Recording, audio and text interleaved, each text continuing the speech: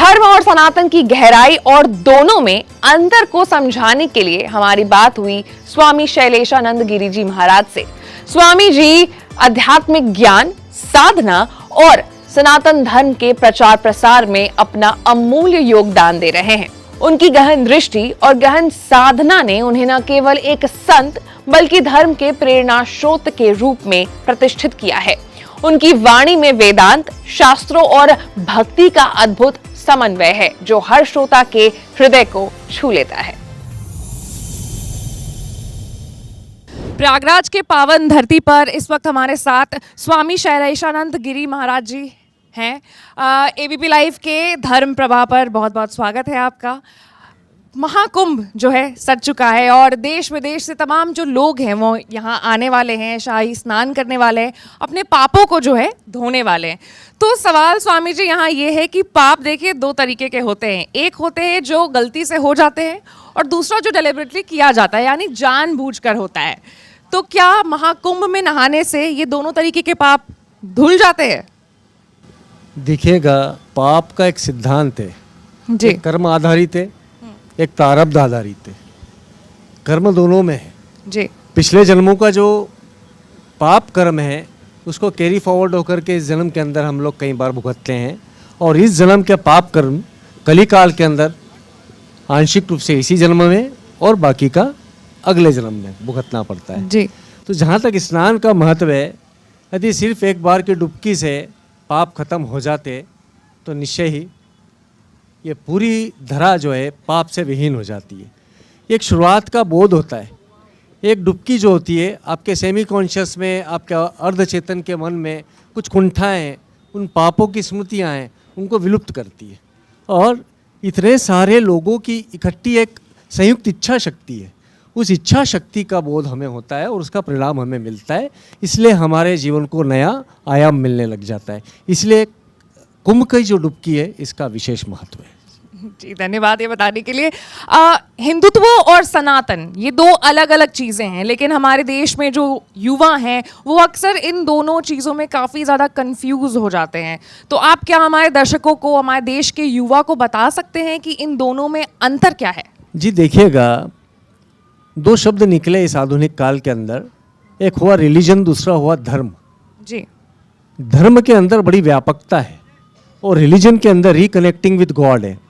यानी रिलीजन ये कहता है कि आपने अपने ईश्वर को भुला दिया है और आपको पुनः उनसे मिलवाने का कार्य आपका ये जो परंपरा है, ये जो प्रक्रिया है वो करती है। तो विश्व के जितने भी अब्राहमिक संप्रदाय हैं जिन्हें हम रिलीजन कहते हैं, वो रिलीजन है, क्योंकि उसके अंदर कहेंगे कि अल्लाह तुम्हें माफ़ नहीं करेगा, गॉड विल पनिश यू। तो उसके अंदर ये बात आता है। किंतु जब हम सभी रिलीजनों की बात करते हैं तो उसके अंदर धर्म कहता है एकेश्वरवाद की ओर, कि हमारे अनेक रूप हो सकते हैं किंतु एक ईश्वर है। तो उसको कुरान अपने माध्यम से अलग अभिव्यक्त करती है जो कि रिलीजन है, कि नौज़ु बिल्लाहि मिन ज़ालिक। वहीं पर यदि हम बाइबल को देखेंगे तो बाइबल कहेगी कि he is the alone father who sent me on this earth to guide is the shepherd. तो वो एक अकेला पिता है, वो ये कहेगी।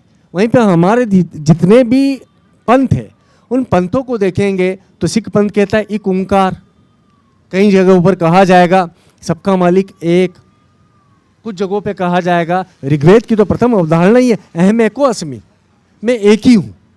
तो ये जो विषय वस्तु है ये हिंदुत्व को और सनातन को पूर्णतः परिभाषित करता है। हिंदू सनातन को ग्रहित करते हुए जीवन जीने की एक पद्धति है जिसे हम आदिकाल से जीते चले आ रहे हैं। वो हमारे भूभाग के ऊपर निर्भर करते हुए हिंदुत्व कहला गई, और वहीं पे सनातन तो इस प्रकृति के उदय से लेकर के तो अंत तक है, जिसका जो कभी अंत होना नहीं है। तो ये बात पक्की है कि सनातन के ऊपर आधारित प्रत्येक संप्रदाय है, प्रत्येक रिलीजन है। कुछ उसे प्रत्यक्ष स्वीकारते हैं, कुछ उसे अप्रत्यक्ष स्वीकारते हैं। जो प्रत्यक्ष स्वीकारते हैं वो हिंदू है। तो हिंदू और सनातन को इस परिप्रेक्ष्य में हमें लेना होगा। चलिए, अब क्योंकि मेरा दूसरा सवाल भी जो है वो युवाओं के लिए ही है, मैं भी खुद युवा हूँ और तमाम इन सवालों से मैं भी कभी कभी जूझती हूँ। अब आजकल एक नई बात सामने आ रही है, वो है आइडल वर्शिप को लेकर के। कुछ युवा हैं जो ये सोच रखते हैं कि भगवान अगर हर तरफ हैं तो हम फिर किसी मूर्ति की पूजन क्यों करें, मूर्ति आइडल वर्शिप क्यों करना चाहिए, उन्हें मूर्तियों को पत्थर कह करके वो रेफर करते हैं। तो हमारे धर्म में मूर्ति पूजन की कितनी महत्व है? देखिएगा, इसकी शिक्षा की एक पद्धति है। यदि आपको KG1 KG2 से होते हुए ग्रेजुएशन तक जाना है तो कॉपी पेन तो उठाना है। भले ही आप सुपर इंटेलिजेंट हो, एक्स्ट्रा ऑर्डिनरी हो, तब भी आपको एग्ज़ाम देनी है और लिखना है।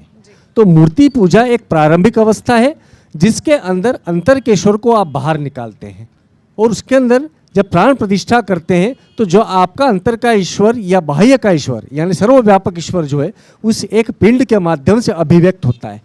तो मूर्ति पूजा भी उतना ही महत्व रखती है जो कि आप ध्यान के अंदर निराकार की पूजा करते हैं। तो उस मूर्ति पूजा से अपने आप को एक प्रेरणा लेनी चाहिए कि यदि हम कोई साकार देते हैं, निराकार को एक आकार देते हैं, तो उस आकार को हम अपने हृदय से बनाते हैं। आप ध्यान करिए कि भारत माता, हम अभी की बात कर रहे हैं ना, आज़ादी के समय की, तो सन्यासी रेबेलियन के समय क्या हुआ था? सन्यासी क्रांति के समय पर एक नई देवी की संरचना हुई, और वो देवी कौन सी थी? भारत माता। सारे सन्यासियों ने एकत्रित होकर के विद्रोह जब करना था, उसके पहले एक मंदिर बनाया, और उस मंदिर के अंदर दुर्गा के आयुधों से, जितने प्रकार की दिव्य ऊर्जाएं उनके आयुधों से, उनके ज्ञान से अभिव्यक्त एक माता बनाई, जिसका स्वरूप उन्होंने भारत के भूभाग से दिया, और उनको भारत माता की जय कहकर के उद्घोष करा, वंदे मातरम का, जो बंकिम चंद्र ने अपने उपन्यास के अंदर लिखा, आनंद मठ के अंदर। तो आज हम सबके लिए वही भारत माता कितनी महत्व रख रही है। तो यदि हमने हमारे मन के निराकार को एक साकार रूप दिया, वो आराध्या हो गई, वो आराध्य हो गया, तो उसकी शक्ति जो है बेहद उच्च हो जाती है।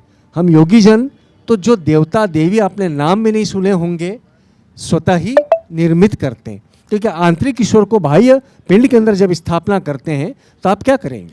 कोई सा भी एक मन के अंदर आप एक मनोमय में संरचना करेंगे, पूरा जगत मनोमय है विष्णु का, तो हम भी मनोमय से संरचना करेंगे कि आज के इस अभियान का ये कार्य जो है, ये सनातन प्रवाह जो है, इसके अंदर ये वाली देवी कार्य करेंगी, और आप देखेंगे कि अनेक लोगों की संयुक्त इच्छा शक्ति उस देवी के अंदर प्राण फूंक देते हैं और कार्य करती है। तो यही सनातन की खूबसूरती है, यही सनातन की दिव्यता है। चलिए, अब मेरा आखिरी एक सवाल है, क्योंकि हम सब यहाँ पर जो मौजूद हैं हिंदू हैं, और धीरे धीरे करके धर्म को अपना रहे हैं, कोशिश कर रहे हैं कि धर्म को जितना जाने उतना अच्छा हो। लेकिन अब एक और ट्रेंड देखा जा रहा है कि धर्म जो है, खासकर हमारा जो धर्म है हिंदू धर्म, वो काफ़ी ज़्यादा कन्वीनियंट धर्म हो गया है। मतलब अगर आपसे होता है ये नियम फॉलो तो ठीक है, वरना नहीं भी करोगे तो भगवान बच्चा समझ के माफ़ कर देंगे। ये एक दिमाग में, मतलब क्या कहूँ मैं इसको, मानसिकता जो है लोगों के अंदर आ रही है। तो क्या हम धर्म को अपने कन्वीनियंस के हिसाब से मोल्ड कर रहे हैं? बिल्कुल। देखिए, हमारा धर्म इतना व्यापक है कि जब वो अद्वैतवाद की बातें करता है तो वो द्वैतवाद की भी बात करता है, और द्वैताद्वैत के मार्ग की भी बात करता है। तो आज हमारे सनातन धर्म के अंदर इतनी ज़्यादा जिसे कह सकते हैं धाराएं हैं, कि उन धाराओं के अंदर आपको जो धारा समझ में आती है, जो पंथ समझ में आता है, जो विचार समझ में आता है, भक्ति मार्ग हो, ज्ञान मार्ग हो, ध्यान मार्ग हो, जो मार्ग समझ में आता है उसको अपनाइए। किंतु साथ में ये हम सबको आवश्यक है कि हम ये स्वीकारें कि हमारे 4 वेद, 18 पुराण और प्रमुख रूप से 108 उपनिषद है, स्मृतियाँ हैं, और इन सभी के अंदर जो अभिव्यक्त है उससे बाहर का आप यदि कुछ भी चीज़ इसके अंदर मिलावट करने की कोशिश करेंगे तो कहीं ना कहीं वो एडल्ट्रेशन जो है वो विष को जन्म देगा। तो हमें हमारे जीवन शैली के अंदर सनातन की वैदिक अवस्थाओं को समझना आवश्यक है। इसलिए मैं निरंतर रूप से शस्त्र और शास्त्र की बात करता हूँ कि यदि हमें हमारे स्कूल एजुकेशन के अंदर शास्त्र दिया जा रहा है तो शस्त्र की मिलिट्री एजुकेशन भी जरूरी है आधुनिक काल के अंदर, तो वो भी हमारा धर्म है। वहीं पर हम यदि प्रयोग धर्मिता करते हैं तो जितनी विश्व है, ये पूरा विश्व हमारी लेबोरेटरी है, सनातन का एक प्रयोगशाला है। इस प्रयोगशाला में भी हम निरंतर प्रयोग करते रहें, और सनातन को तभी हम व्यापकता दे पाएंगे जब हम इसको और व्यापक बनाएंगे। कुंद कर देंगे ना, तो विवेकानंद जी ने क्या कहा था जी? संपूर्ण विश्व प्यासों की तरह आपकी ओर तक रहा है, कि एक चमत्कार भारत से निकलेगा और संपूर्ण विश्व को सरोबार कर देगा। और आप हैं कि अपने आसपास कुएं की दीवार बनाते चले जा रहे हैं कि ये नहीं आना चाहिए, वो नहीं आना चाहिए। सबको आने दीजिए, हमारी खूबसूरती को दिखाइए। देखिएगा हमारे सनातन के अंदर वो ताकत है कि यदि कोई विधर्मी भी आ जाएगा तो उसका धर्म छोड़ करके, उसका संप्रदाय छोड़ करके हमारी शरण में आता है कि नहीं आता है। इसलिए हमें बहुत व्यापक होने की बेहद आवश्यकता है। चलिए, धन्यवाद आपका बहुत बहुत स्वामी जी यहाँ पर आने के लिए, और खास करके युवाओं को मैं कहूँगी तो एनलाइटन करने के लिए धर्म की तरफ, सनातन की तरफ। शुक्रिया। एबीपी लाइव को भी मेरी ओर से हार्दिक साधुवाद, धन्यवाद। ओम नमो नारायण।